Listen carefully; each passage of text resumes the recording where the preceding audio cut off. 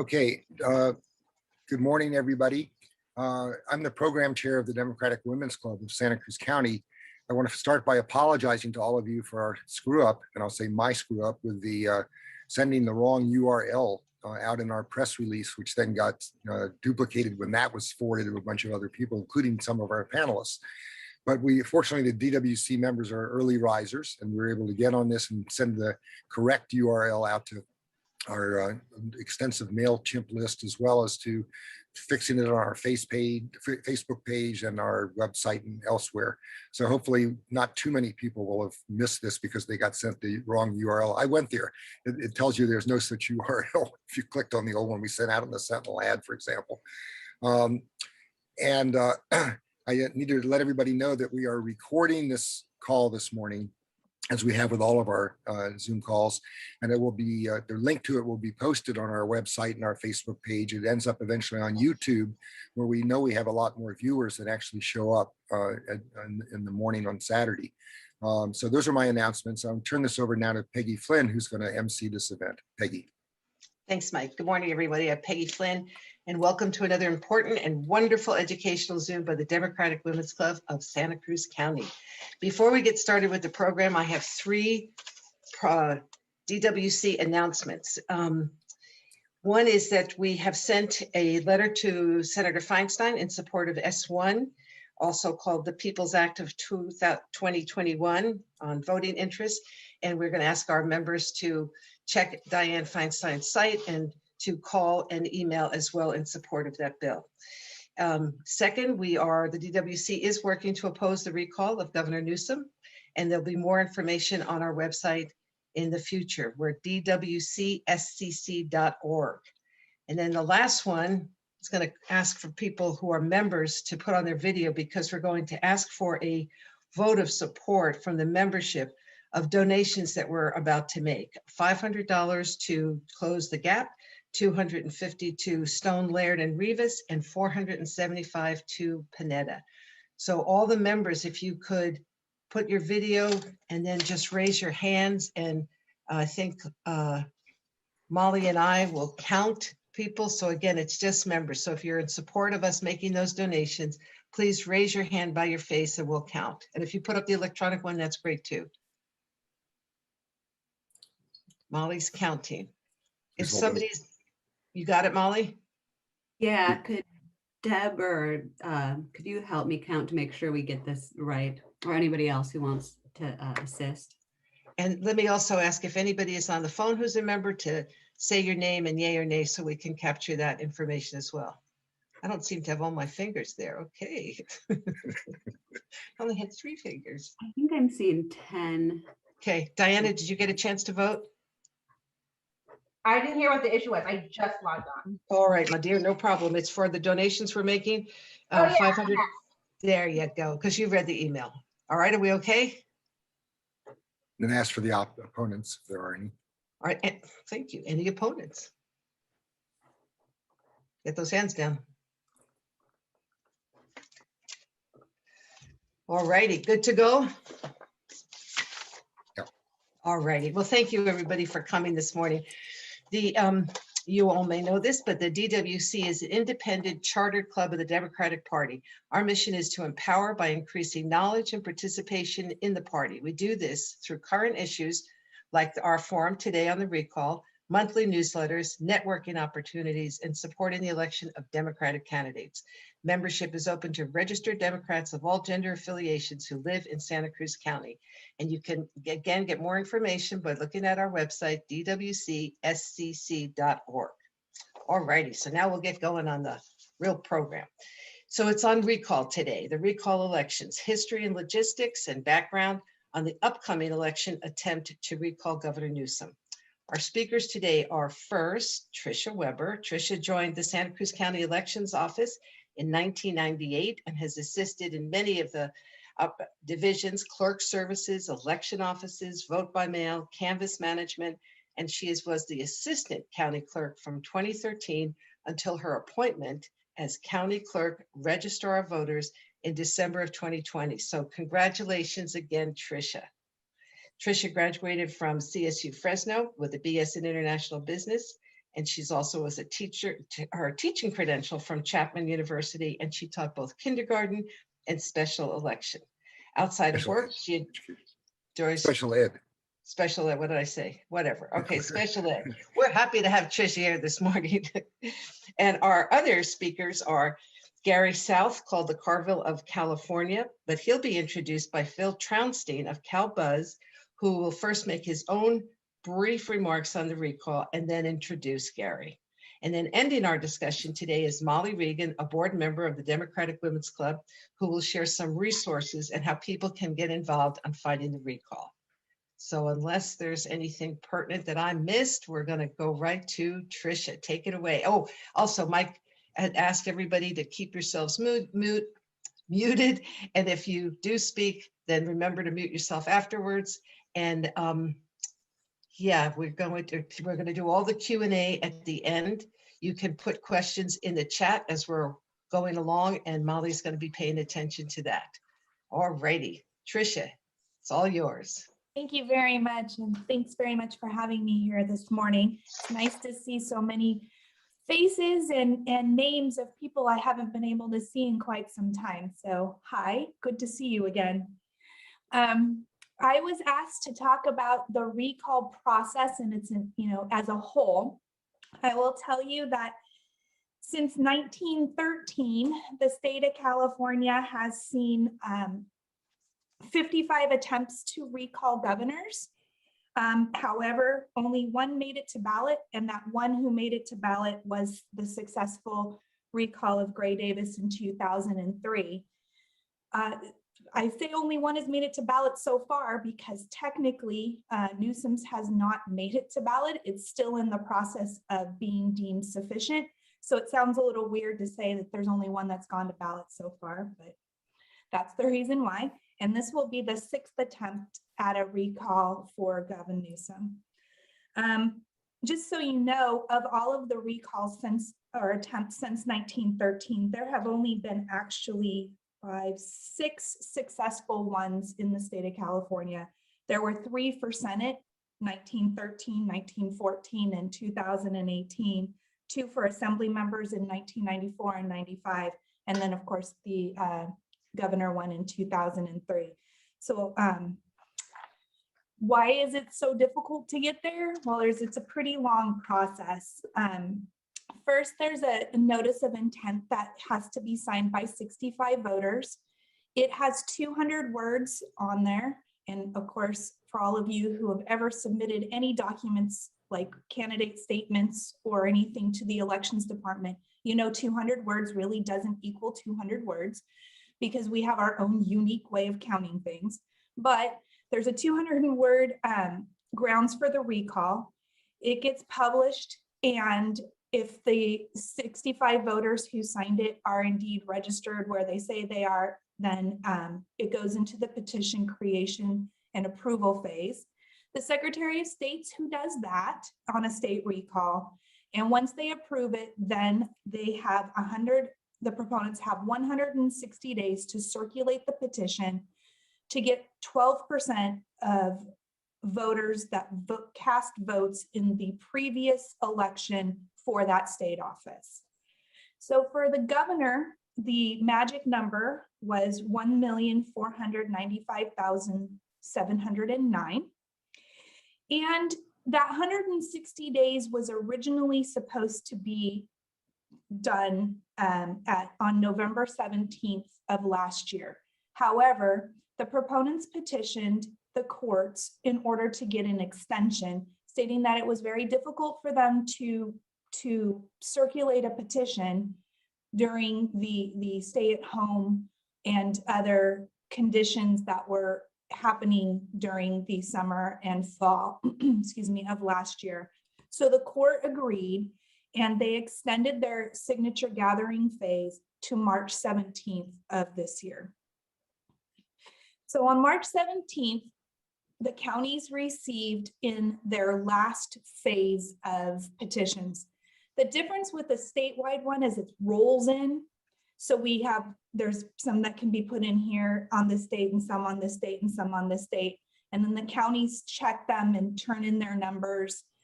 So there's like an ongoing number, like a rolling counter. That's different from a local recall. A local recall is if it's due on the 17th of March, all of the sections come in on the 17th of March. So, so on the 17th of March, we got in our last round and we did our numbers and we turned them into the Secretary of State's office. And we had already been ordered to do a 100% validation, which means that there were the sampling. For you statistical people, they make this big, huge palabra, and then they say, if you do a statistical sampling, if it falls in here, then we do 100%. If it falls over here, it will never qualify. If it falls over here, means there's more than enough in that statistical sampling that you don't have to go on. So we were in this middle doing the 100% sampling, and we turned in our numbers on the 22nd of April. Just so you know, when we turn in our numbers, we pass our signatures 3 times. First, we do an initial pass. Then a second person comes in and does, they look at one good signature that was deemed good on the first pass to verify that it really was indeed good. And then they also look at all of the challenge signatures, and a signature could be challenged for various reasons, such as the address that they listed was not the address that they were registered at the time the petition was signed. The signature doesn't match. They didn't properly fill out the date, the address portion. It was not done in their own hand, or the circulator didn't fill out their declaration, various reasons. So we go back and we look at those again. And then we did a third pass to ensure that the challenge signatures were really challenged. Now, this was not something that we instituted in this office just because it was this recall. This is what we do on a normal basis when we are doing signature verification of any signatures. It's always multiple people looking at them to determine that they're good or challenged. And so once the counties turn in their numbers, and then the Secretary of State says there's a sufficient enough amount of signatures that this petition appears to be good. So they instituted what was known as the supplemental withdrawal period. So this was any voter who had signed the petition that wanted to withdraw their name from the petition. They had 45 business days to contact their election official and ask that their signature be withdrawn. At the end of that 45 days, which was June 8th, the counties have until the 22nd of June to resubmit their numbers. So when we resubmit our numbers, we say, this is how many withdrawals we had during the withdrawal period, and this is now the number of good signatures that we have. Once the counties turn in their numbers, and all 58 counties have been given their new numbers to the Secretary of State, then the Secretary of State will ask the Department of Finance to do an estimate on how much the election will cost across the state. And then after the estimate is posted, the JLBC, the Joint Legislative Budget Committees, will review the estimate and make the appropriation. That estimate needs to be posted for 30 days before that, so it can be reviewed. And then as soon as that 30 days expires, if the Secretary of State goes to the Lieutenant Governor and says there are enough signatures for this petition to be sufficient, at that time, the Lieutenant Governor calls the election, and that election will be held between 60 and 80 days from that date. So the number one question that I get right now is, when's the recall election?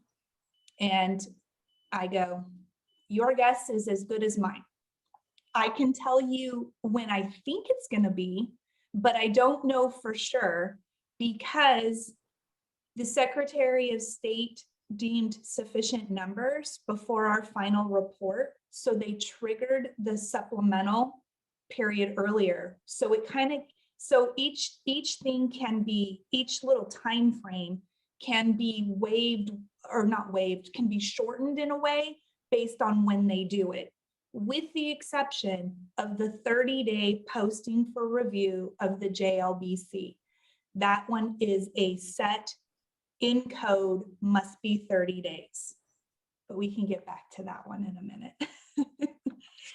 Once the election is called, then the candidate filing period will open.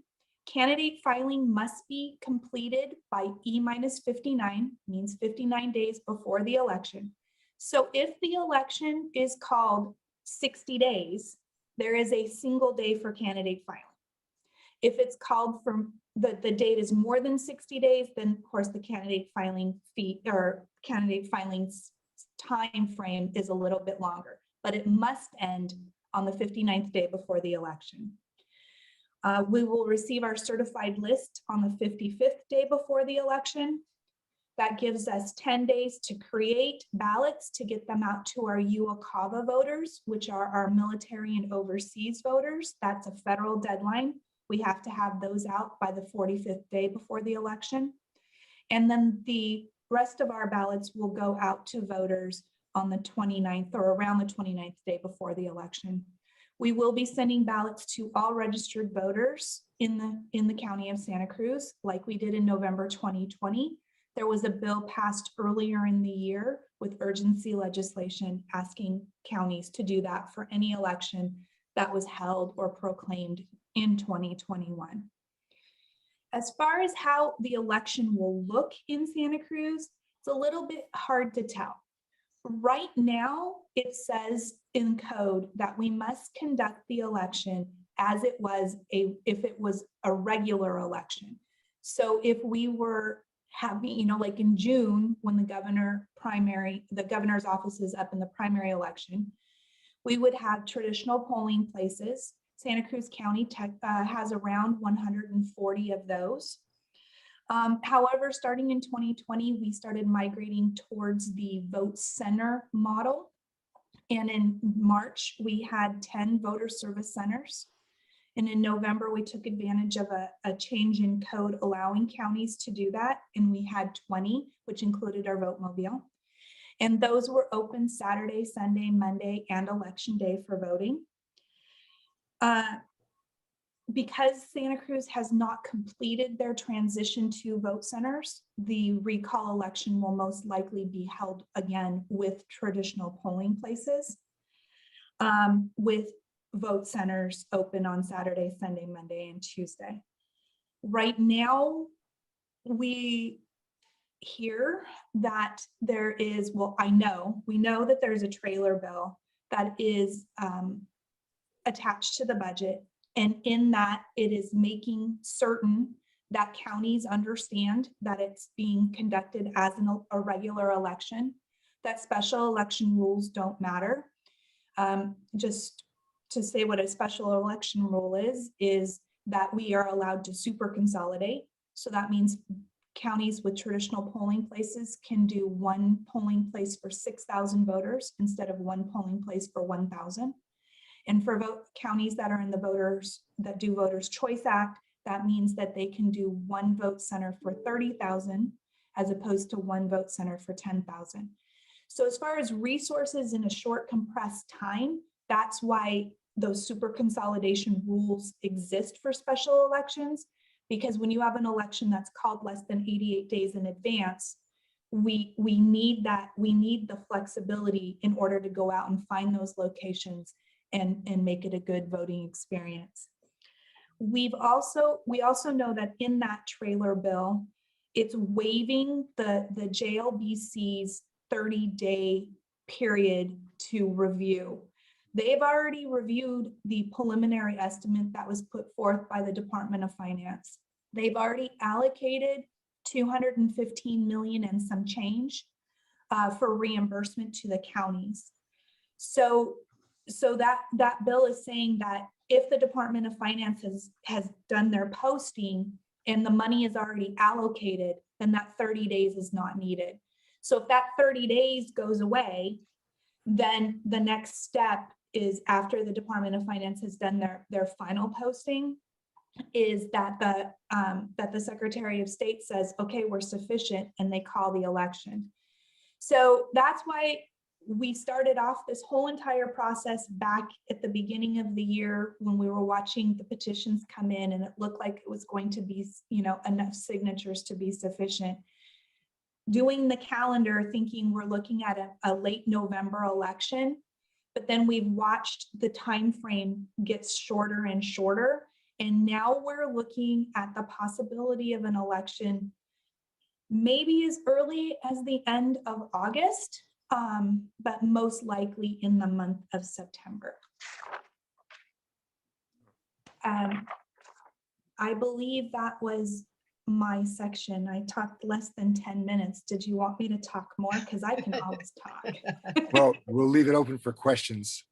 Okay. Yeah, Patricia, thank you so much. I have one thought, and you might want to put your website in the chat, because, not only for additional information, but a lot of our members are regular volunteers at elections. So that would be helpful. But thank you. That was really good information on the logistics and process. So thank you very much. You're welcome. I am not able to access the chat. It says it's disabled for me.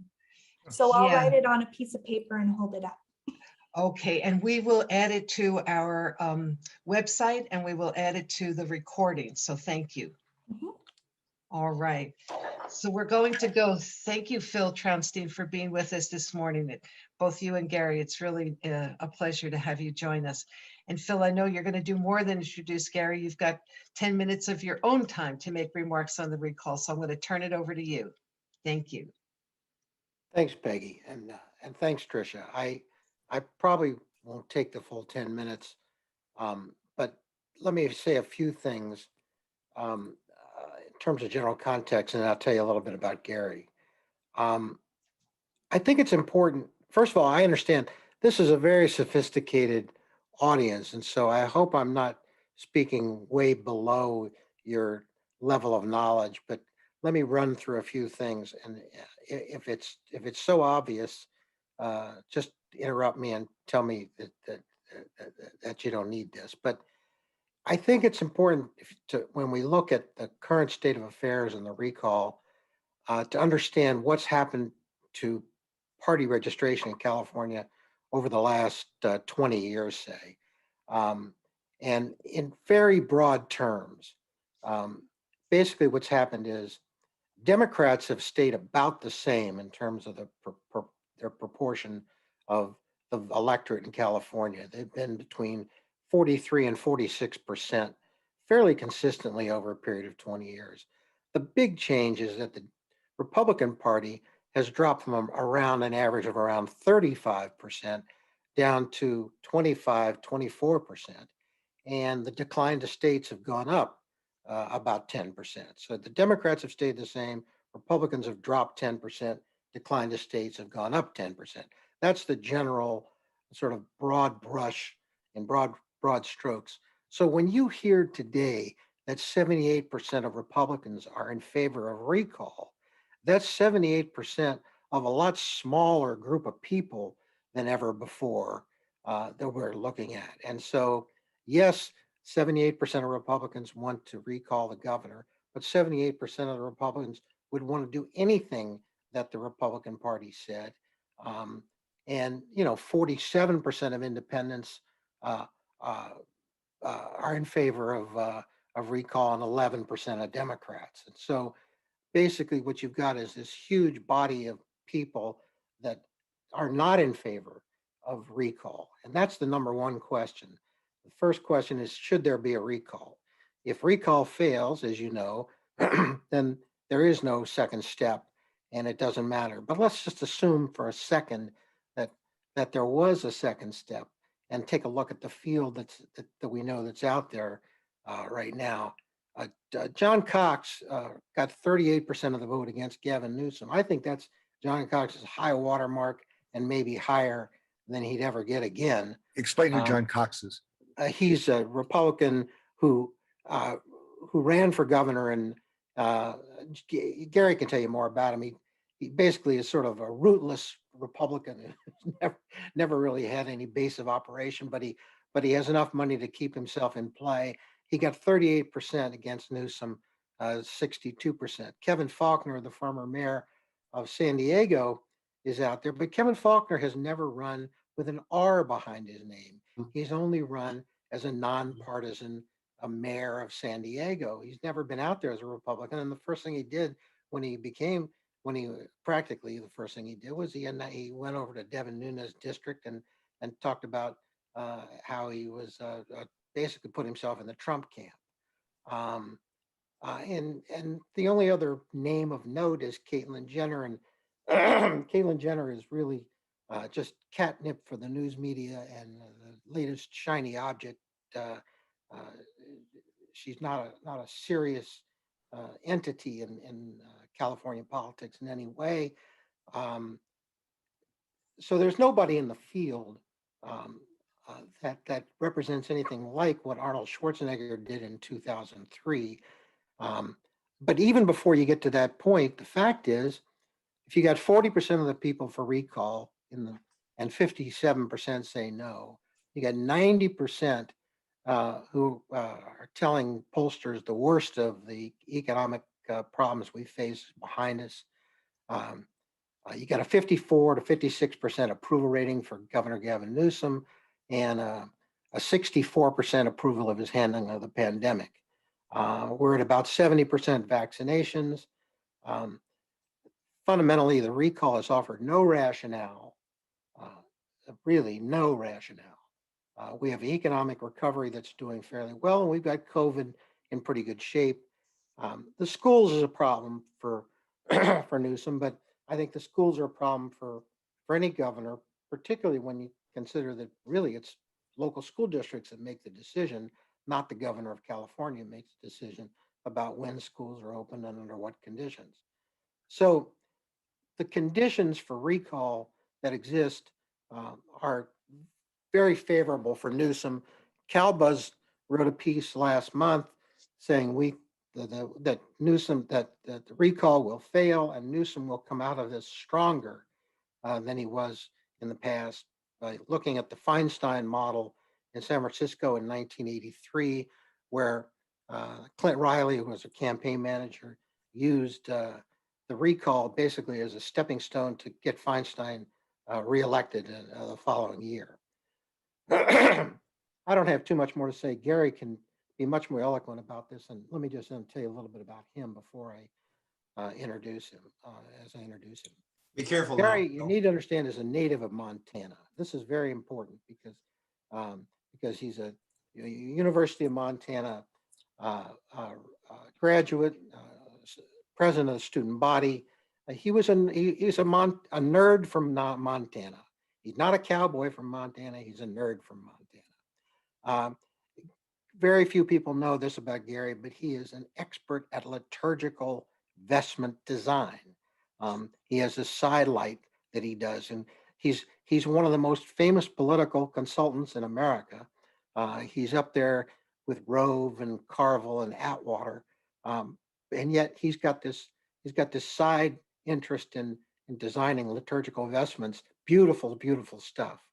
I first got to know Gary, I think it was about 1998, maybe before that, maybe 96, 97. And we've known each other and actually as reporter and source, I think trusted one another as reporter and source when I was at the political editor at the Mercury News. And I covered Gray Davis's election in 98, and Gary was running that election. But Gary, he's had so many different backgrounds. He worked for the federal and state governments in 3 different states, including special assistant to the U.S. Cabinet Secretary, senior political advisor to the governor, communications director for another governor, chief of staff to lieutenant governor, PIO, director of the state legislature. He's managed and played a leading role in myriad campaigns from city council to president. In 2016, he was the lead strategist for Proposition 61 for drug price relief. Gary is one of the people that reporters talk to, whether you quote him or not, just because he helps reporters figure out the lay of the land. He's smart enough and objective enough to be able to help a reporter figure out what's real and what's not real, what's worth paying attention to, what's not worth paying attention to. And he's a brilliant political strategist, I have to say, and a decent human being. His son, James, is one of the, maybe the pride of his life. He's an old friend of mine, and it's a pleasure to introduce Gary. Take it away, Gary. Thank you, Phil. Your check's in the mail. It's a pleasure to be with all of you today. I'm going to sort of give you the same conversation I've had with numerous reporters on this recall that's upcoming. I was involved in the 2003 recall. I was Governor Davis's chief political advisor. I ran his campaigns for lieutenant governor in 94, governor in 98, and re-election in 2002.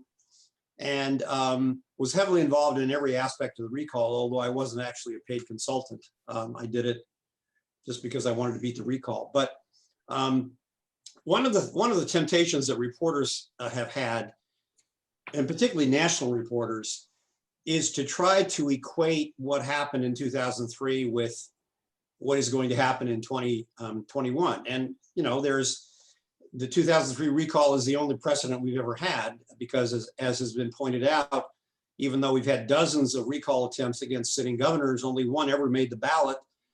And that was the one in 2003. So what I'd like to do today is to sort of lay out for you the reasons, based upon my own experience in 2003, the reasons that this recall does not equate to the one in 2003 at all. And let me tick off the reasons. First, and Phil pointed this out, California is just a hell of a lot more democratic today than it was in 2003. I mean, even though Al Gore carried California in 2000 by 11 points, even though in 2002, we carried all statewide constitutional offices. Democrats did for the first time since 1882, if you can believe that. So everyone clear back in that period of time thought, oh, it's a deep blue state, it's royal blue. And it was trending a lot more democratic, but not nearly as much as it is today. Phil pointed out these statistics, but in 2003, Democrats had only an 8.4% registration advantage over Republicans in California. Today, it's 22.1. The Democratic registration edge is almost 3 times what it was in 2003. Number two, you know, a governor coming into a recall, you know, whether it's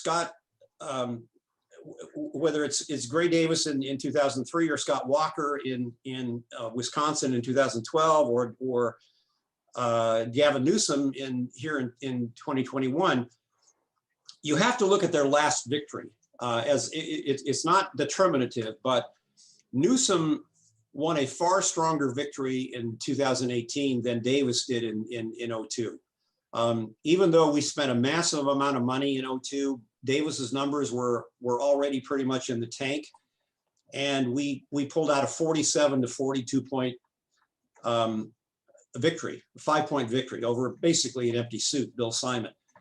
Newsom, however, in 2008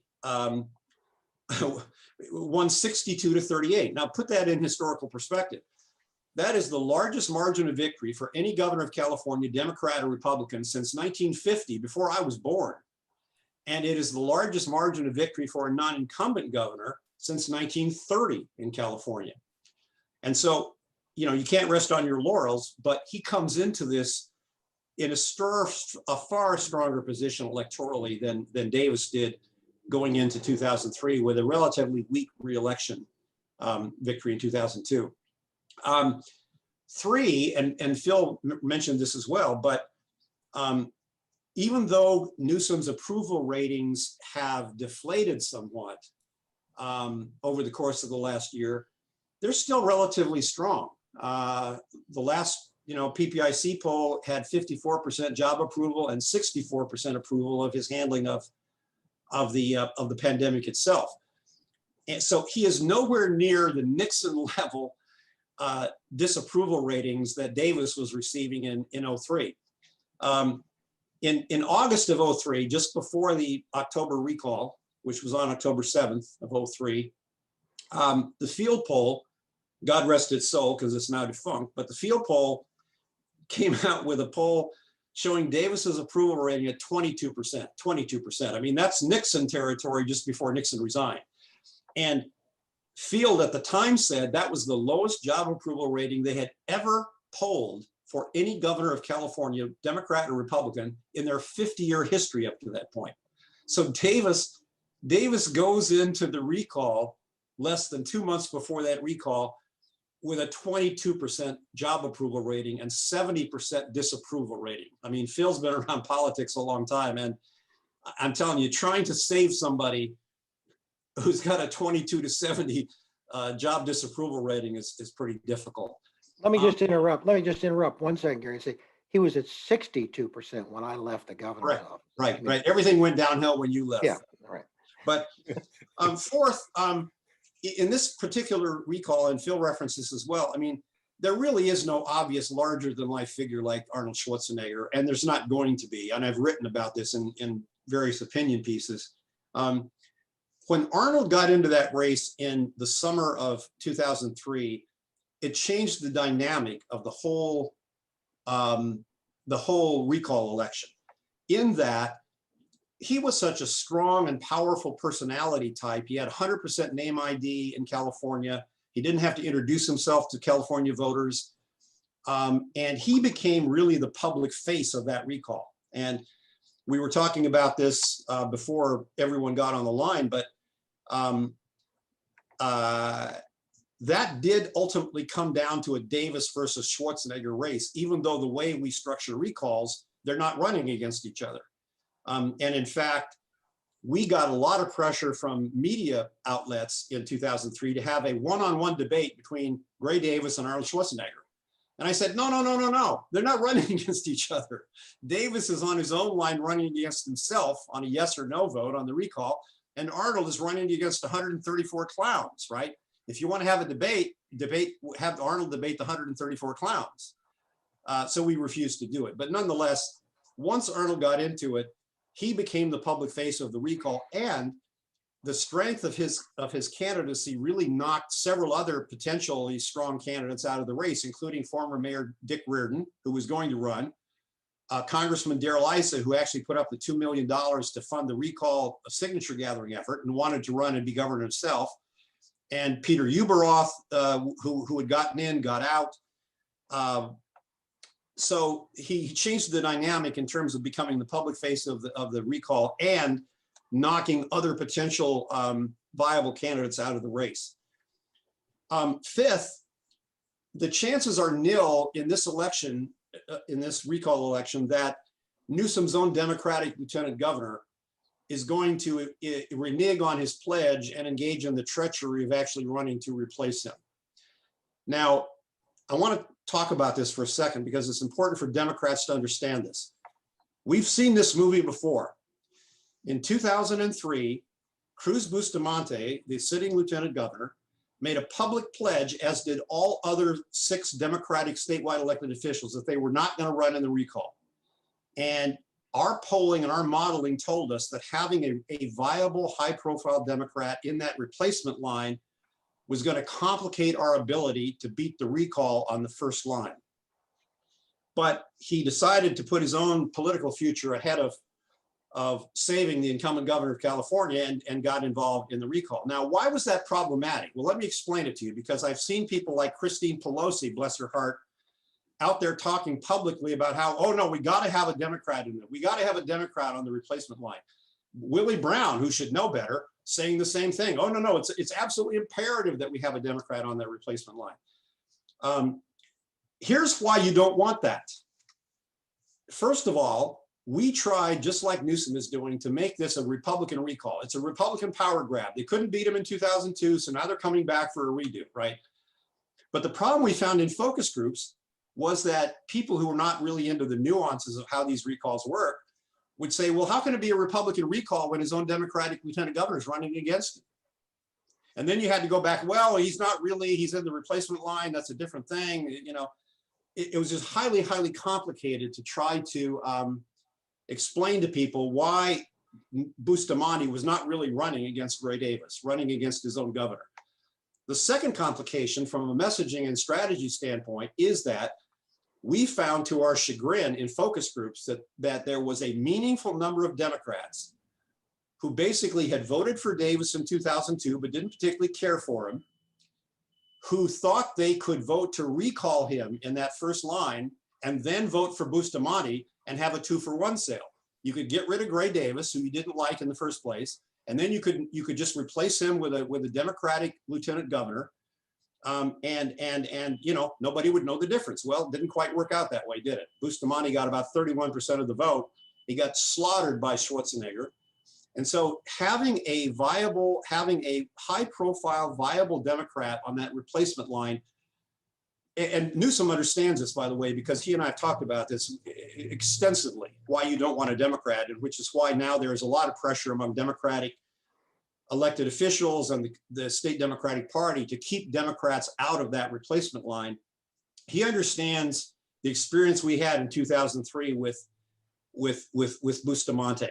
And so Democrats who voted to recall Gray Davis in that first ballot line in 2003, and then voted for Cruz Bustamante, it wasn't a 2-for-1 sale, it was a double loss, because we lost a Democratic governor replaced by a Republican, and he was not replaced by the highest profile Democrat running against him. So you don't want that to happen. One other difference that I will tell you too between the 2003 and 2021 recall is that, remember, again, Davis had just been reelected in 2002, even though it was kind of an anemic reelection victory.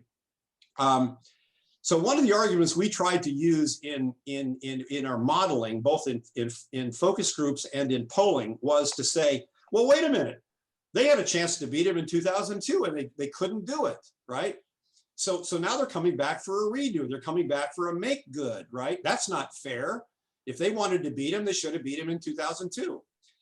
We thought that was a pretty good argument, but unfortunately what we found in focus groups was even some Democrats saying, well, yeah, I voted for him for re-election in 2002 because he was running against a nincompoop, but I still didn't like him and I held my nose when I did it. But now if we don't recall him, we're going to be stuck with a guy for 4 years. The only way to get rid of him is recalling him because he can't run for re-election. He's term limited out. Newsom's situation is turned on its head. Newsom is in his first term, not in his second term, and Newsom is up for re-election in 2022, just next year. And so the ability to use that, why are they trying to do a recall when they have a general election? We couldn't use it in 2002 because it just didn't sell for the reason that I just stated. But Newsom has the ability, and I think is making it quite well. Look, I'm up for re-election in 2022, just next year. You want to kick me out of office? Then do it then. Do it in 2022. Don't engage in a $400 million special recall election just the year before I'm on the ballot to try to kick me out of office prematurely. So there are a lot of differences in terms of Davis's standing in 2003 and Newsom's in 2021. And one of the most powerful is when Davis was reelected in 2002, just about a week after the election, he got notice from his Department of Finance that he was going to be facing a $35 billion budget deficit in the next fiscal year. And by the way, that creeped up to $38 billion by the time we got into 2003. Newsom has an unprecedented $80 billion budget surplus, not a budget deficit. And if you follow the news lately, I mean, Newsom is Newsom is throwing that money out like a clown in a parade, throwing out the saltwater taffy to the kids on both sides of the street. So the economic situation that we're in, we had just gone through the dot-com bust in 2003. The economy was down, budget deficit huge, and Davis really couldn't do anything, at least anything much, to solve that problem. Between the time the budget deficit was known and the time that the recall was scheduled on October 7th. So completely different dynamic in 2003 than in 2021. Now, having said all of that, we still have to work our tails off to make sure we beat this thing, and not just beat it, but beat it badly. Because think about this, folks. There have been 55 attempts to recall California governors. Only 2 of them will have made the ballot. And what that means is 2 of the last 3 Democratic governors have been subjected to recall. 2 of the last 3 Democratic governors have been subjected to recall because Republicans understand they can't win the governorship outright. They haven't won it since Arnold Schwarzenegger, won it in the recall in 2003. And by the way, the last time the Republicans in California beat a sitting Democratic governor, except for the recall in 2003? 1966, when I was a sophomore in high school, Pat Brown. They have shown over decades their inability to win governor's races outright. And so they can't get in through the front door of the governor's office. They have decided to use the recall to try to get in through the back door of the governor's office. And we have to put a stop to this nonsense. And by the way, I've told my Democratic friends who are arguing, well, we didn't need a Democratic replacement candidate. What if something happens? And what if he gets recalled? I mean, the fact is that the mode the Republicans are in California in terms of their complete electoral impotence, it wouldn't matter if Newsom was recalled and a Democrat replaced him, because they'd start recall proceedings against whoever that replacement candidate was. We have to nip this bullshit in the bud, and now is the time to do it. Don't just beat it barely. Don't just beat it 50% plus 1, but beat it badly. Beat it 56, 58, 59, 60%. And that will do 2 things. Number 1, it will discourage future attempts to try to harass a Democratic governor with a recall attempt, which is really all this is.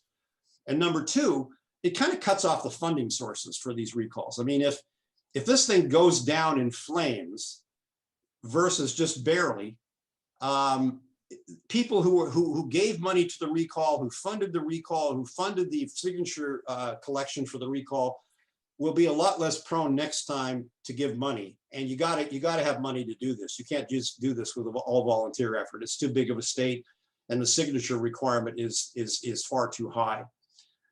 So that's kind of my take on it. I mean, I think we're in good shape. I think we do beat it. I don't think it matters what candidates run, because they're not going to be governor anyway. It doesn't matter who gets how many votes on that replacement line. I think we beat it, but we have to beat it badly, and we Democrats have to mobilize here. Now, one other thing I will say to you.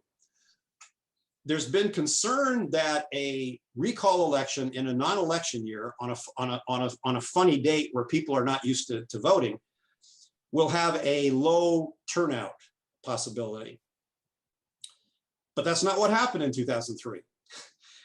In the general election of 2002, only 7.7 million voters voted in the governor's race. This was a regularly scheduled general election in November when people are used to voting.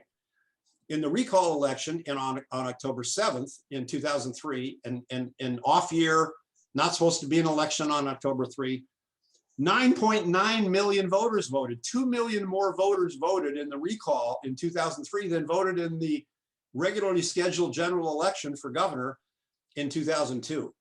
So it is not necessarily the case, based upon the one example we have, the one precedent we have, that a recall election during an off year on an odd date that people aren't used to voting on is going to draw a very low turnout, which obviously would be bad for Democrats. But we have to make sure that we have maximum turnout and that we beat this thing into the ground with a wooden mallet when this thing is scheduled. not just basically beat it barely. We want to put a stop to this nonsense once and for all. And I think that beating this thing overwhelmingly is going to be a disincentive for the Republicans to continue to try to take this tack of not being able to beat us in regularly scheduled general elections, but then coming back and trying to get in the back door by scheduling recalls, which are basically now just a harassment maneuver against Democratic governors. Let me add one thing about context that Gary, just neither of us had mentioned, and that is that there's a huge difference between a governor whose biggest challenge is a pandemic that is worldwide and an energy crisis that's created by Enron, Williams, and funded by Darrell Issa and others in an attempt to make it look as if the governor is responsible for that energy crisis.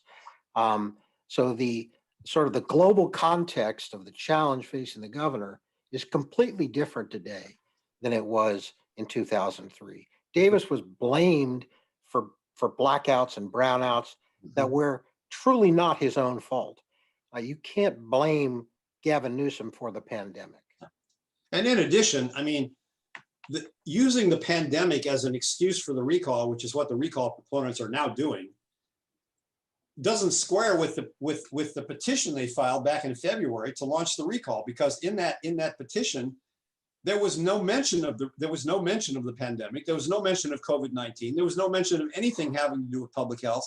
It was all just a basic laundry list of the typical right-wing Republican complaints. Taxes are too high, too much regulation, businesses are fleeing California, gun control, blah, blah, blah, blah, blah, blah. So they've now tried to repurpose the purpose of the recall after the fact to claim, oh, it's all about his handling of the pandemic. Well, that's not what you said when you launched the recall. This is just basically, I mean, look, don't believe anything that the recall proponents tell you about why the recall is necessary, why we should recall Gavin Newsom. This is about nothing more than just they can't win the governor's office straight out in a regularly scheduled general election. And so they're trying to come in through the back door. And if we don't stomp this thing into the ground, they're going to keep doing it. They're going to keep doing it against every subsequent Democratic governor. I guarantee you, we have to beat this thing into the ground. So that's kind of my 2 cents. And most of that was true.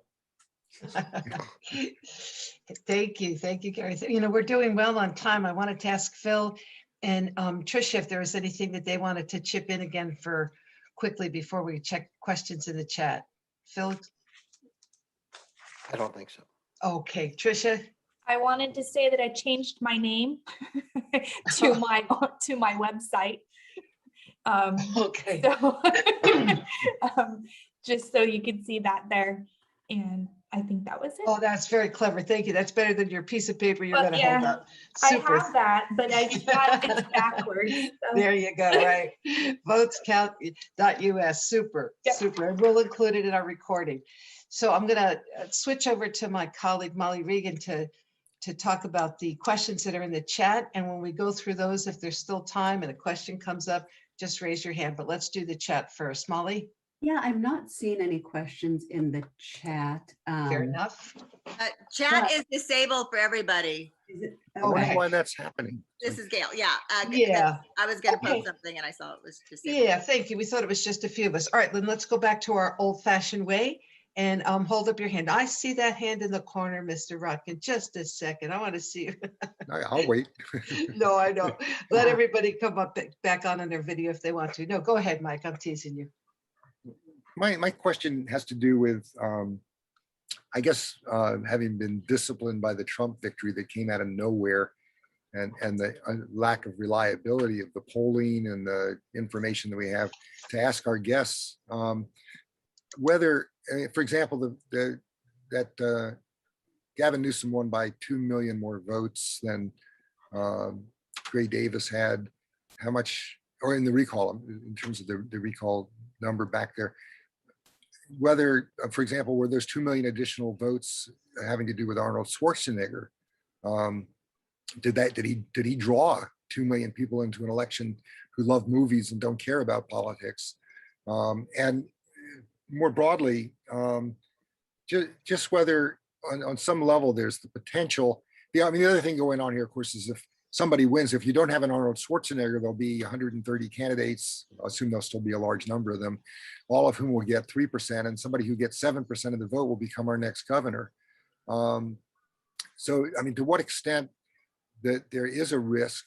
I mean, there's always a risk, but I mean, to what extent there's a serious risk, not just that we won't pulverize the opposition here, but that we might actually lose this election based on people, you know, the irrationality of people who seem to, you know, want to blame the governor for the fact that their kids aren't in school, or that they're not as happy as they'd like to be otherwise because the pandemic's been difficult. And, you know, people are grumbling, and there's a sort of a moment here of excitement. It's a long question, but I'll end it here. There's a lot of excitement going on, but ultimately there's a lot of unhappiness out there, and people feeling like the world's not going the way people would like it to go.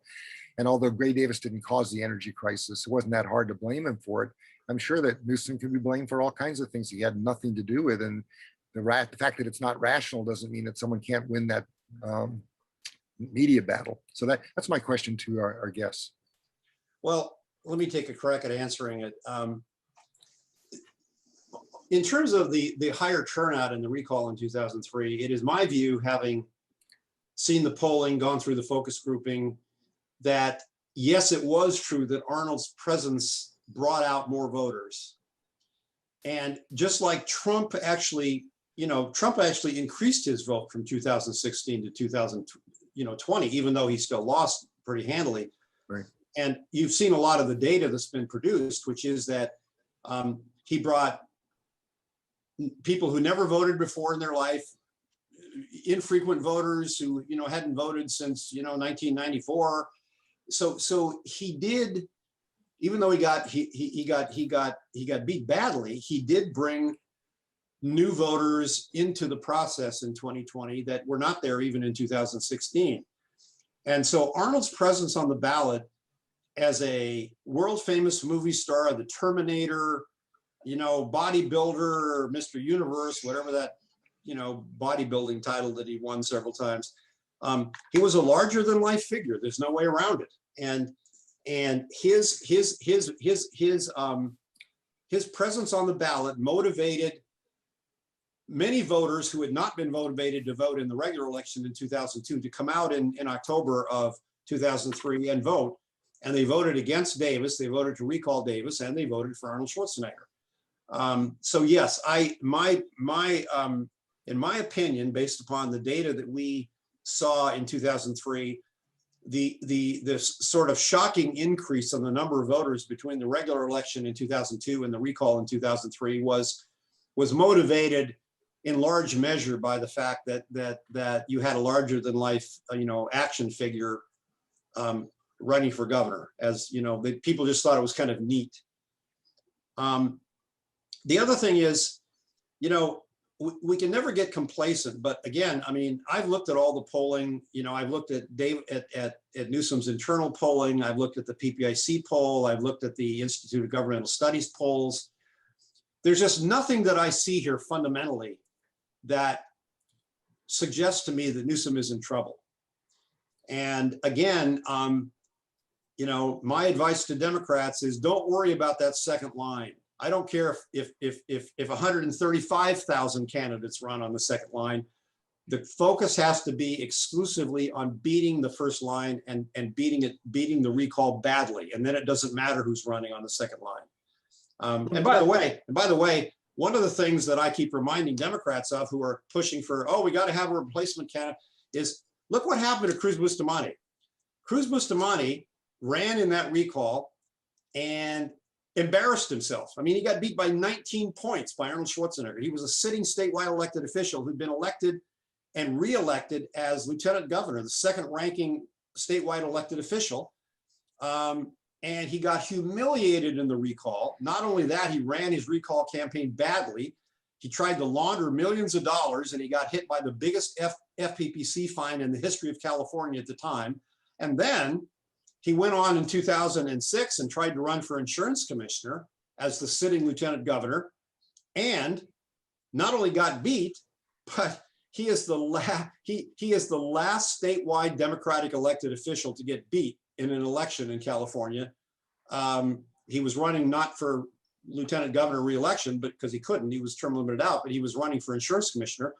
And he gets beat by a first-time candidate, Steve Poizner, who'd never run for office before in his life. And after that defeat, and by the way, Arnold won, but there were only two Republicans who won in 2006 in the 8 statewide constitutional offices. One was Arnold beating Phil Angelides pretty badly, and the other one was Steve Poizner beating Bustamante. So if you want to look back and say, well, did Bustamante boost his political career by running in the recall? No, he actually ended it, and he went, fading off into oblivion in the Central Valley with whatever the hell he's doing now. So he didn't get rewarded for his treachery. He got punished for his treachery, but it severely complicated our ability to beat the recall. So let me just follow up and ask you, is there nobody in California who has potential name recognition, who we've not, haven't thought about necessarily being a candidate, but that has the popularity of an Arnold Schwarzenegger, who has enough money and whether it's a smart move or not, decides they're going to be an Arnold Schwarzenegger? I mean, I'm talking Hollywood, somebody, popular culture person. I'm not talking about looking to the political activists or something. I think you've made your point about them winning in this on the top line, but that who might make the same kind of shift that Schwarzenegger did. And we haven't thought about who that person is yet, but you imagine that there's no such person in Hollywood that could run and would gather that kind of support? I don't believe Not who's a Republican. No, that's the problem. I mean, Tom Hanks ran for governor. I don't know what would happen, but Tom Hanks is a Democrat. Right. That's the problem. I mean, if you look at there is always the possibility that some self-important, egomaniacal movie star gets into this thing. But remember one thing, okay? When people talk about Arnold, is there another Arnold? Is there going to be another Arnold? Well, by the end of his 7-year term as governor, Arnold wasn't Arnold himself. I mean, he went out of office, by the way, with job approval ratings as low as Gray Davis's were during the recall in 2003. His job approval ratings in 2010 were 22%. Exactly what Davis had recorded in 2003. He did not go out as a beloved figure where everyone said, oh, he did a magnificent job. He brought an outsider's perspective to the role and he did wonderful things. No, he was viewed as basically, at the end of the day, when he went out of office, he was viewed as a bullying, blustering, bragging buffoon who was simply a caricature of his Terminator character. And so we've seen this movie before in California. Maybe in some other states they haven't. They saw it in Minnesota with Jesse Ventura, as Phil knows, right? Yeah. But when you elect somebody like this, no governing experience, they're used to the movie world. They turn out sometimes not to be very good at governing. And Arnold wasn't very good at governing. And by the way, one other thought, and that is that, Mike, you mentioned something sort of in passing that I think an awful lot of people subscribe to, and that is that there was something wrong with all the polling, that the polling missed the point. The truth is, by and large, polling has been pretty good. In 2016, polling was weak in key states. Nationally, it was very accurate. But we're in California, we're particularly lucky in that because we have statewide voter registration, it's possible for pollsters to poll registered voters themselves, or to at least, if they do random digit dialing, which is what PPIC does, to compare with the actual voter rolls. And in a lot of states, they don't have voter registration, as Gail could explain. And so you don't have that advantage. We have a built-in advantage in California. And as a consequence, our statewide polling has tended to be enormously more accurate. Going back to, the last time we really made a mistake was when George Deukmejian beat Tom Bradley. And that was because, in fact, what was happening was there was a secret ballot, mail ballot campaign by the gun owners of America, which the pollsters didn't account for. And so even though Bradley won on election day, he lost because of the secret mail ballot operation that had been going on behind the scenes. And by the way, with respect to polling, there's not a single poll, public poll that I'm aware of that has support for the recall anywhere outside the range of 36 to 40%. 36 to 40%. That doesn't get you anywhere. And by the way, that's the Republican window in California. I mean, John Cox got, 38% of the vote. I mean, there were in the 8 statewide constitutional office campaigns in 2018, 2 of them were Democrat on Democrat runoff, so there was no Republican, and one of them was a Democrat versus an independent, a no party preference candidate. So the other 5 had Democrats versus Republicans. And let's look at what those percentages were. John Cox received the highest share of the vote of any of the 5 Republicans, 38%. The other 4 Republican candidates, whose names probably no one on this call would even remember, received an even more embarrassing totals of, listen to this, 36.4, 35.8, 35.5, and 34.5. And Donald Trump himself only got 34.3. So it's just the base Republican vote. It's just base Republican vote. So what you can expect is that this recall is going to probably get 38 to 40, maybe 42%. That's the window in my view. I don't see any way in hell that they get to 50% plus 1. I think it's impossible given the nature of the electorate and given Newsom's high job approval ratings and given the public polling we know has been done so far in the recall. So I wouldn't worry about the polling here. The key is we have to get our vote out. We have to get our vote out so we not just beat it, but we demolish the recall so it doesn't happen again anytime soon. Thanks for that answer. Thank you. Thank you, folks. You know what? Our tricky little system seems to be working now.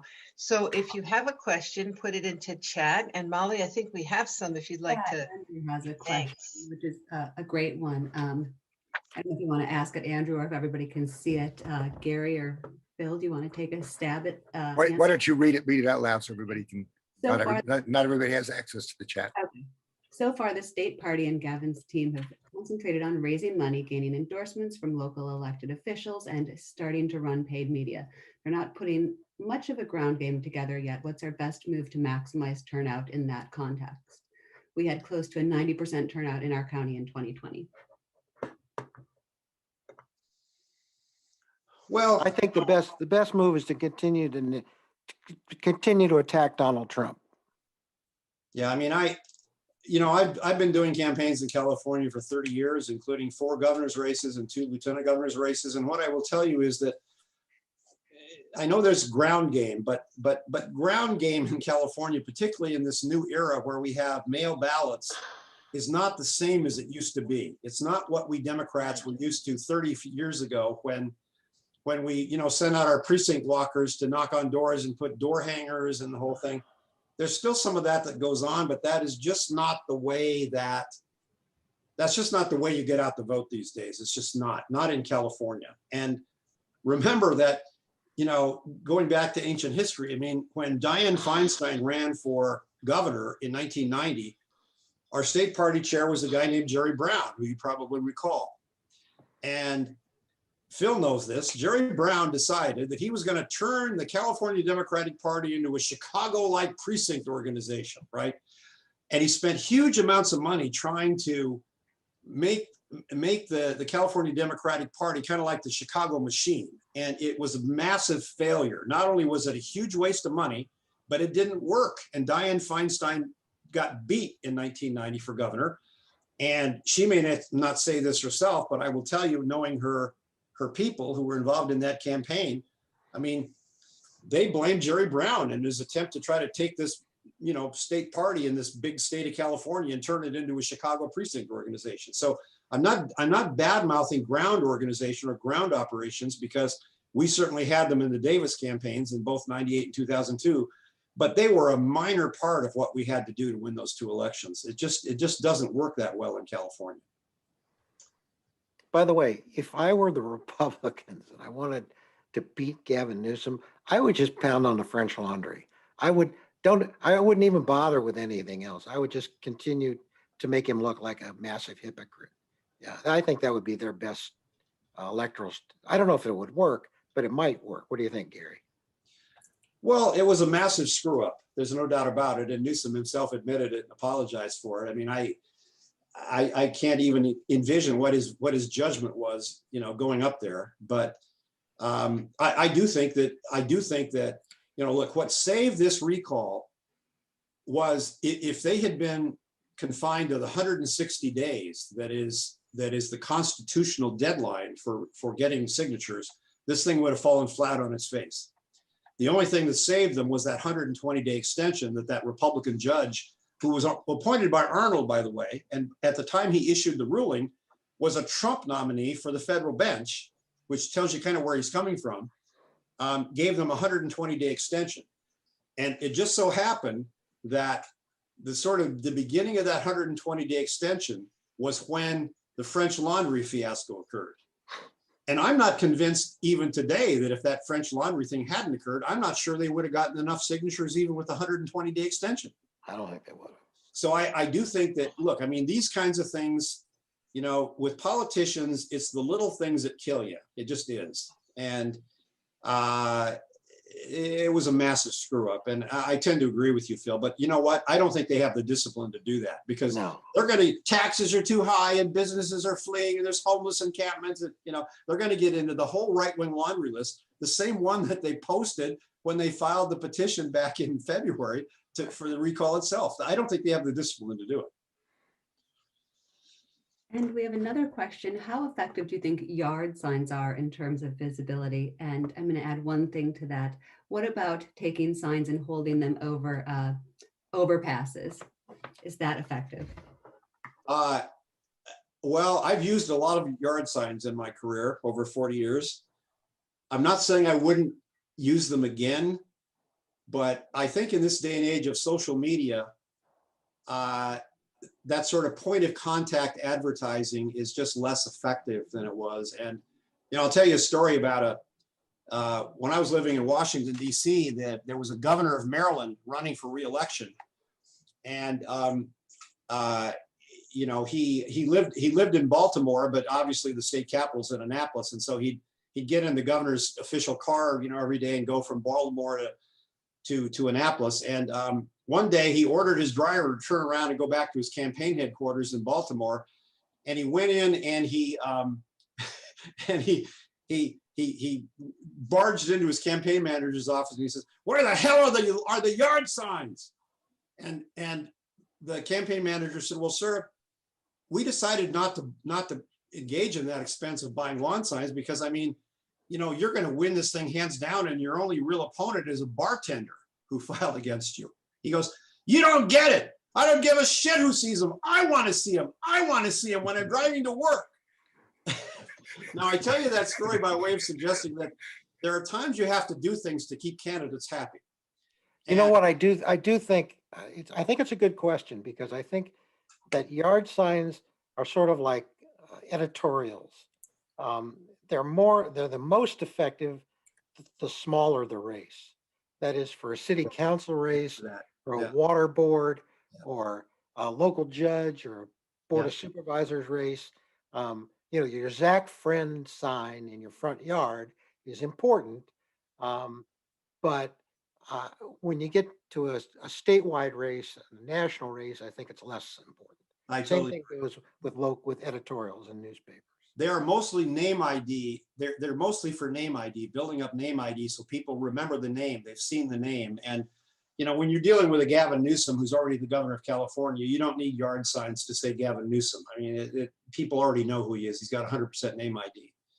But I agree, in local races, they are, and I've done local races here in LA County. I did a county supervisorial race in 1992, and my candidate was an unknown who was mayor of a small city down in the Palos Verdes Peninsula and totally unknown. And we papered the place. We papered that district with lawn signs because we had to have an ability to build up her name ID. But in a statewide race or in a recall race like this, I don't think they have any impact at all. Thank you. I don't see any more chat questions. I want to ask Tricia a quick one. Tricia, you talked about the date. When will you know When will your office be told the date of the recall election? Chances are the news will probably tell you before I find out. True. It's all hinging on the rest of the process. And I guess I'll step backwards. In 2018, the recall process changed a little bit. And that's what added in the supplemental withdrawal period. It added in some extended time on well, it added reimbursement and stuff. So if things go the way that it's supposed to go without anybody changing any time, on the 22nd is when the counties will finalize their numbers. The 23rd is when they're going to ask the Department of Finance, or the Secretary of State's going to tell the Department of Finance to post their estimate on how much it will cost to run the election. Then as soon as they have 30 days to post it. As soon as they post it, then the JLBC can review it for 30 days. So at the outset, you're looking at maybe in August when we would find out when the election is. But as I mentioned, the trailer bill is going to waive the JLBC's 30 days. There's questions on whether or not the $215 million estimate is the official estimate of the Department of Finance, or if that was just a preliminary. So it could be as early as the 23rd. No, it can't be. It's either going to be when the trailer bill is passed or when the Secretary of State deems it sufficient, whichever is. Can I ask a question about this? And actually, I want to ask Gail. As the most experienced election official I know. Some Democrats are pushing to do the recall early. I think some of them are arguing that they should do it in August, and others say no, push it off to where it's a consolidated election, or at least September, October.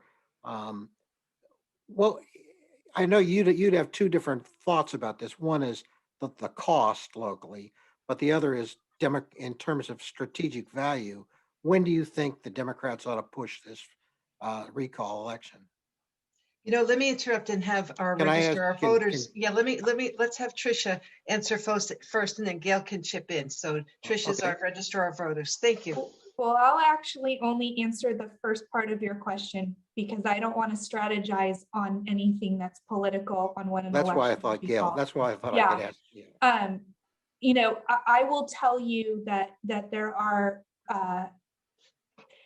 printers and other vendors that supply election materials that have publicly stated that an August election is impossible due to supply chain issues. So we have ordered our envelopes, we have ordered our ballot paper, but we will not be seeing those coming in until probably August. So to run an August election would be almost virtually impossible. So I think that the soonest we would see an election is mid-September because these vendors have publicly gone on the record and talked with the legislature and talked with the lieutenant governor's office and such on that there's not the supplies for us to run an election that would be a good experience for the voters. And I believe that overall, they want the experience to be good for the voters. Yeah, good points. Thank you, Tricia. And let's let Gail chip in if she'd like. Yeah, and I don't think it's so much of a timing issue as far as strategy is concerned. It's really, it comes down to us doing our work and doing it well. And, I believe all politics are local. And I think as much as voters can get information in all different means and formats, whether it's somebody knocking on their door or sending them a piece of mail or putting up a sign or talking at a coffee or an event, being on social media. I mean, just blasting the information out there in all means, all ways possible, So everybody's very clear on what's happening, what the deadlines are, when the election is, when they're getting their ballot, what they need to be doing, what's the impact of voting on the first question and the second. Having that information really clear and out there is really what's most important. So whether, I mean, summer elections tend to be lower turnout because people are busy doing other things. Now that we're just reopening, all of a sudden we have a schedule now. We are doing things more, which is exciting. So I think that, having an election in September, I don't think it really matters as long as we do the job we need to do and do it well. Thank you, Kathy. Peggy, can I add a little perspective to this from Sure. the 2003 recall? What happens, I mean, remember that this year the legislature adjourns at the end of September, and then the governor has a 30-day bill signing period, which goes from September 15th to October 15th. And I've explained this to Newsom, and he understands this exquisitely. If that recall is on the other side of that bill signing period, the governor comes under excruciating pressure, even from friends, to sign bills or veto bills because of the effect it would have on the recall itself. And that happened to Davis in 2003. I mean, in 2003, Davis ended up signing bills in that 2003 signing period that he had vetoed once, in some cases even twice before, because he calculated he couldn't afford to not sign it, or he couldn't afford to not veto it because it was going to cost him support in the recall. And this is kind of an inside baseball thing, but believe me, it is very, very real. And Davis had supposedly friendly organizations like trade unions coming to him in 2003 saying, "Oh, Governor, if you veto that bill, our members are going to be totally unenthused about saving your rear end. I mean, you gotta sign that bill, or you gotta veto that bill." You just don't want a governor put under that pressure for that 30-day period, which is why I will tell you that Newsom and the Newsom camp has kind of settled pretty strongly on getting this thing out of the way by mid-September, so that his 30-day bill signing period is not prior to the recall, because it trust me, based on what happened in 2003, it affects the way a governor starts to think about signing and vetoing bills. And that is not good for California. And frankly, it's not good for the governor either. Yeah, and as long as that's something the local election officials can do and do successfully, great. But it also wouldn't be good for California if it's a disaster election because we don't have the poll workers, we don't have the paper, we don't have the ballots, things aren't out on time. That would be horrible too. I agree. So I think that we do need to listen to our local election officials and make sure the timing of this works so they can do it successfully. I agree with that. I can't speak to that. I'm just speaking to the dynamic it has on the governor himself. So our scanning. Makes sense. Thanks, Gail. We don't have any more questions in the chat, and I'm scanning and I don't see, oh yes, I see one little hand come up. If there are no other hands, then Mike Rotkin, take it away. I just have a quick question for Tricia. I'm just really curious, how many people during the reconsideration period changed their mind about having signed that petition in Santa Cruz County? If you know the number, you may not know it, but is it 0, 1, 10, 50, a million? I'm really curious. So we had a single withdrawal on the petition, and that withdrawal was actually done. It was not done during the supplemental period. They turned in their withdrawal before we received their petition page. And so it was never reported in the first place. So there's not a wave of people deciding they did something wrong, unfortunately. In our county, we did not have any supplemental withdrawals. Other counties had some. And how many people signed the petition in Santa Cruz? Yeah. She gave us that number. I'll tell you in a couple seconds. Okay. There's a pool on this, Gail. Yeah. Well, Tricia's looking to get the number for us. Any other questions? All right. Well, then one we'll other wait for point I Joel. would make is that this withdrawal period that the legislature added in 2017 is kind of farcical, because the target of the recall doesn't have access to the petitions, so they don't know who signed the petitions. So how are you going to run a rational and intelligent and cost-effective campaign to get people to withdraw their names when you don't even know who the hell signed the petitions. I mean, it's farcical. I mean, good idea, but unless the target of the recall has access to those petitions and those names, there is no rational or effective or cost-efficient way to try to run a campaign during that 30 business day period to try to get people to withdraw their names, because you don't know who signed the petitions. Yeah, so no impact. Tricia, 11,830. Wow. in our county. Yes, and Yeah. actually there was a legislation that was introduced this session to allow the recallee, for lack of the incumbent who's being recalled, to have access to the signatures of people who signed petitions. And that bill has turned into a 2-year bill. It would have never affected this particular recall because it would have been enacted next year if passed this year. So it wouldn't have made any change. But right now, petition signatures, period, are not public record. The only time that somebody can look at them is the proponent on a failed petition that didn't meet, that didn't qualify. That's the only time anyone can look to see who signs a petition. Unless Right. it's a nomination petition, that's a little bit different. But as far as Yeah, a measure, an initiative, a referendum, or a recall petition, no signatures are ever made public unless it's not sufficient, and then only to the proponent.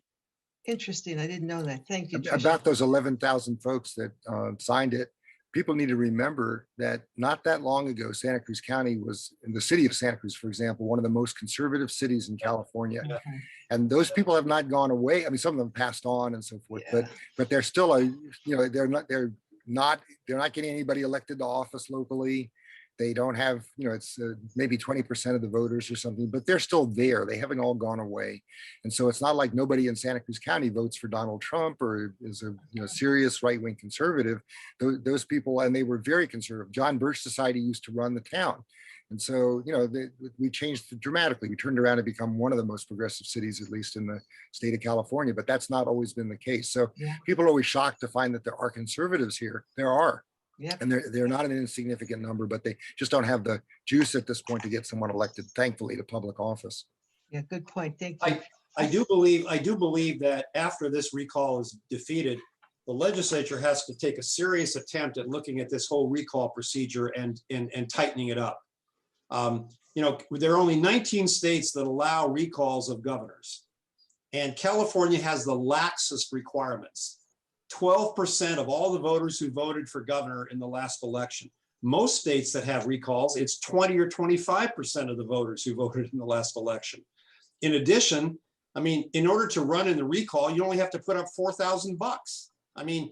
You don't have to collect signatures. That's why we have, these clown cars of people running. Makes a laughing stock out of California. And I think another requirement, this would be more controversial, but I think another requirement should be that there has to be a certain percentage of signatories on a valid petition that come from the target of the recall's own party. For example, if you're trying to recall a Democratic governor, 25% of those signatures have to be from Democrats. We know how many Democrats signed these petitions with 2.1 million signatures they presented.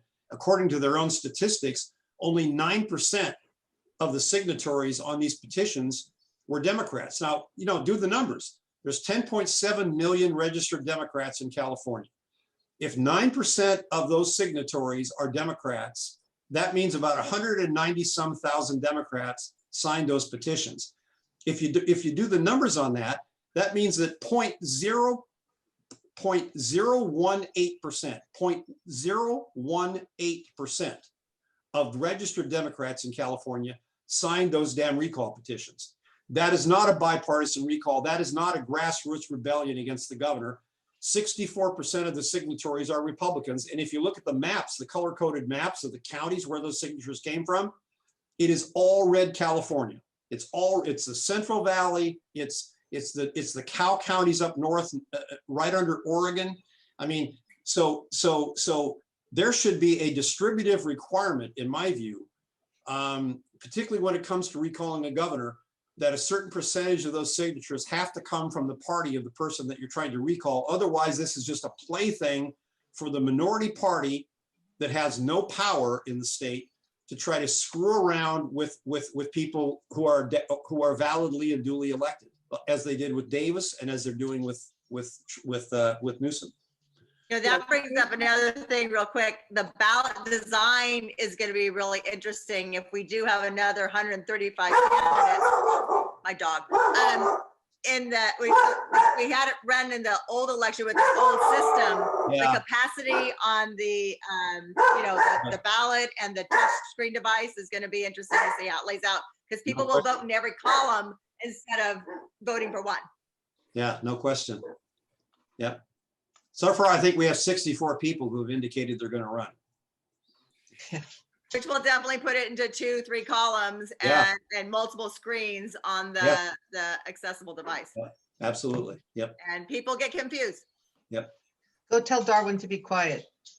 I think that we should make candidates for the replacement line have to go out and get their own signatures. Not an unduly high number, but if we required candidates not just to pay $4,000 that they borrowed from their father-in-law or from their bank or took out of their retirement account, but if we forced these people to go out and get, say, 7,500 valid signatures of their own, it would wipe out most of the chaff, because most of them couldn't do that. Most of them couldn't do that at all. But then Gary, you I need think more you've had time the in last- the process to allow for that. So that would put off the election even more. Yeah, but that's less important to me than not having 135 clowns running for governor. Exactly. Yeah. I think that's going to be the last word. We want to thank We also have, we hear from Molly Phil, though, right? Tricia and Phil and Gary and everybody for coming out and being with us on a sunny Saturday morning. At least it's sunny Pleasure. here finally. Folks, the recording will be on our website in a few days, dwcscc.org. Peggy, we We're also not want to hear going from have- Molly. We're not going to have a July meeting, but we will have a program in August. And thank you. I almost did forget Molly. Molly, my colleague, you're going to share some resources for all of us. Yeah, And you we'll know, put this in the website. I think Thanks, we've Mike. touched on almost everything. So I think, yeah, we'll put everything on the website, and I think we're good. We're at 11:36, so we can That's wrap. okay. If you want to, if there's something you want to post here and you think it's better in the website, Yeah, let's wait for the website. I think there's not a lot of specifics that I can point to right now, other than different websites. And I think really hearing Gary and Phil's kind of suggestions on what the best things for people to do on this call, ways we could get involved, is the most interesting. Yes, I guess Gary and Phil, do you have any final words for how people on this call, if we want to make an impact, what can we do to participate and make it a big win for Democrats? Make sure that the voters get out to vote. We have to motivate Democrats. And ironically, the public polling showing that this recall is going to go down in flames, 57-40 in the PPIC poll, can be a demotivating factor for Democrats. Well, he's going to win anyway. I don't need to, bust my tail to get out and vote. We have to discourage that attitude from developing among Democrats, because we want to beat this not just barely, but badly. So, yeah, I think that's the takeaway message, Gary, for all of us that we got from you, right? It's not just beat it a bit, beat it badly. badly. Everyone's Yeah. getting Phil, I would Phil, say- did you have another, excuse me, Yeah, yeah, just a second. I would Phil. say raise money for Newsom's people to be able to do advertising, and then use social media as much as possible, because it's enormously powerful in this circumstance.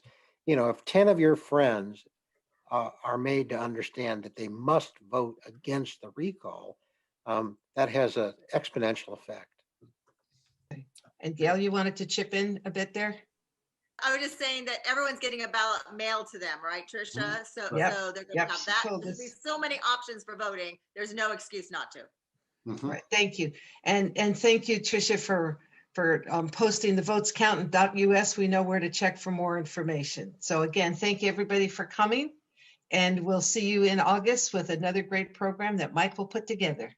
So Thanks, thank you, everyone. Stay Pleasure. healthy. Thank you all. Thank you. Bye-bye, everybody. Everybody Pleasure, stay everybody. safe. Take care. It's a pleasure.